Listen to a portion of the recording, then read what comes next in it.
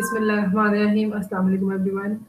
Today I am going to discuss about the dose response assessment of ultraviolet radiation. This is a part 2 of ultraviolet radiation chapter. In this we will discuss about how we are going to calculate the dose of the ultraviolet radiation. As we earlier said, the dose of ultraviolet is calculated individually for every person. So this is the criteria how we are going to finalize that this is the dose of a patient who are going to have an exposure of ultraviolet radiation. For this purpose, so you are do a test dose like experiment for which we discuss right now. And the individual patient reaction to ultraviolet, a test dose is actually administered. The technique is very similar whether you are using a thyroid tunnel or a cool or primary lamp is also used. Only the distance and timing may vary in these lamps. Or even you are going to use a air cool lamp. What is going to happen is we are going to select a suitable area of the skin for the test dose. For example, in case of this, we are going to select the flexor respect of the forearm. We are going to select this flexor respect of the forearm. This is washed to remove the grease, and then we take a paper, which will does not allow the ultraviolet rays to pass through it. And we make three holes of different sizes, like you can see in this picture on the next slide. We'll draw three holes, like one hole is like center hole and one hole larger than this, and one hole is going to that is less in size and as compared to the other two ones. So you consider this a paper of length which does not allow the ultraviolet radiation to pass through it, and we will place this paper while after making three holes of different sizes on the like your forearm, and we will apply a different test dose of ultraviolet radiation on these three holes separately. And then we will see the response of the ultraviolet exposure on the skin, and we will document it. So how we'll apply the ultraviolet radiation on three different sizes, so we will discuss in the next slide. Every lamp should have its average E1 time. Every lamp that is going to give you ultraviolet radiation has its own average E1 time, and distance clearly marked on the lamp that at this distance this is the E1 time of this little lamp. It is wise to test using the arrhythmal reaction required a distance that will be used or that you require. For example, given the average E1 of the lamp, the duration of E2, E3, and E4 can be calculated. This E1, E2, E2, E3, E4 is basically the time for which the patient is going to have the exposure of ultraviolet radiation. It's not sort of intensity or you can measure in sense of time. I mean, for 1 minute you are going to apply ultraviolet radiation. This is the E1 time. For example, you calculate the E2 time by multiply 2.5, you will get the time duration for which you will apply the ultraviolet radiation. That would be your E2 time. So if you have your E1 time with certain duration with distance, you can calculate your E2, E3, and E4 time. For example, E2 would be the E1 time with multiplied by 2.5, and E3 is the E1 time into 5, and E4 is the E1 time that we're going to multiply it with the 10. For example, as we studied in the indications of the first half of this chapter, that in acne, we preferably use E2 dose for the treatment of acne, and the lamp is usually kept at 50 centimeter. And they have seen a very good effects when they are going to apply the E2 dose. So we have finalized that in acne, we preferably use E2 dose at distance of 50 centimeter. But right now we have a problem that our lamp has E1 time, that is 1 minute and 60 seconds at a distance of 100 centimeter. Our lamp has 60 seconds at the distance of 100 centimeter, but we need E2 at 50 centimeters. So we can calculate or according to the point the E2 with the formula, but the point is the E1 is at 100 centimeter. First of all, we have to calculate the E1 at 50 centimeter.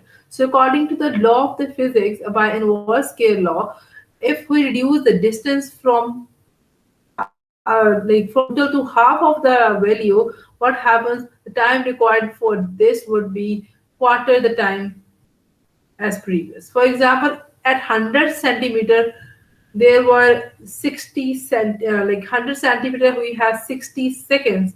So when we are going to reduce this 100 to 50, half of the distance, the time we require would be the 1/4 of the previous time. So 60 divided by 4 is 15 seconds. So it means Your E1 time at 50 centimeter is 15 seconds. Your E1 time at 100 to 50 centimeters is one fourth of the previous time, that is 60 divided by 4 is 15 seconds. So to find the duration of E2 dose at 50 centimeters, the E1 is multiplied by 2.5 and giving 37.5 seconds, or 37.5 seconds. So the cut out test paper or lint is applied to the patient forearm, and the rest of the body is screened with ultraviolet radiation. The middle hole receives the calculated E2 dose, provided the patient has an average reaction to sunlight, and the smaller hole receive an exposure slightly, like you can say, longer than E2, and the larger hole is going to experience an exposure of slightly shorter duration. So this procedure is carefully monitored at the patient's card, and the patient is given the drawing of three holes and asked to record on it with the arrhythmia, and that when the arrhythmia appears and how severe it is and how long it lasted. So the patient's reaction will then determine further dosage. Then in coming sessions, what would be the preferably dose you are going to use, either 37.5 seconds or either less than that or either like larger than that, according to the response of the E2, that is actually redness of the skin. Then there must be some precaution if you are going to treat the face. For the treatment with ultraviolet, you must cover the head properly. The covering should always be the same on the next session. The eye should be properly covered and properly marked. The face area, the face line is properly marked, so that every time the same skin is going to have an exposure. And even in the next sessions, when you are going to increase the dosage, the area must be the same. The test procedure is very similar to air cool lamps test dose assessment. Larger holes require 4 to centimeter to 4 centimeter are usually used and are placed on the abdomen for the test, and the rest of the body is being screened. Testing the dosage can be done with a cryo lamp in contact with the skin, so very small holes are being used, like 0.25 to 0.25 centimeters, since the exposure time need only very short. It is often useful in the cryo lamp has standard E1 dosage time recorded on it for the contact and 10 centimeter. As you pointed out, however, the test so determines whether the patient's reaction to ultraviolet ion, and we measure if the damage of ultraviolet may occur. This was very like smart like test dose assessment. So it just completed in minutes. So before going to end, I just want to revise it. What is ultraviolet A, ultraviolet B, ultraviolet C? Ultraviolet A is the ultraviolet radiation that have a wavelength of 315 to 400 nanometer. B are those which have a wavelength from 280 to 315 nanometer. C are those which have a less than 280 nanometer.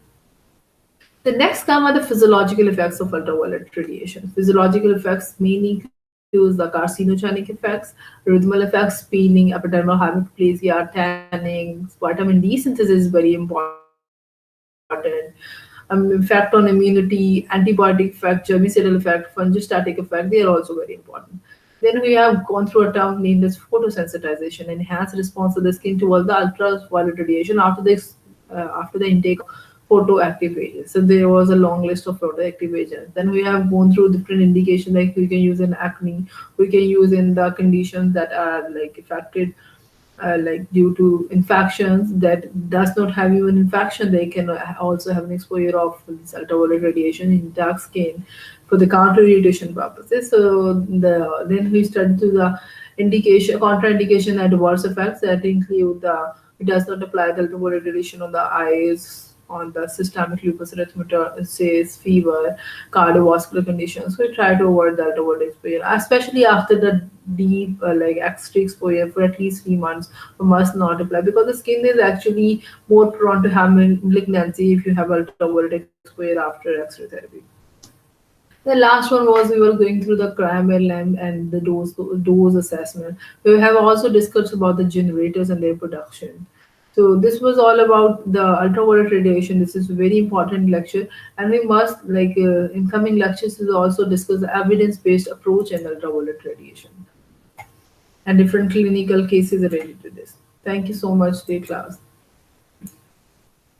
Allah Hafiz.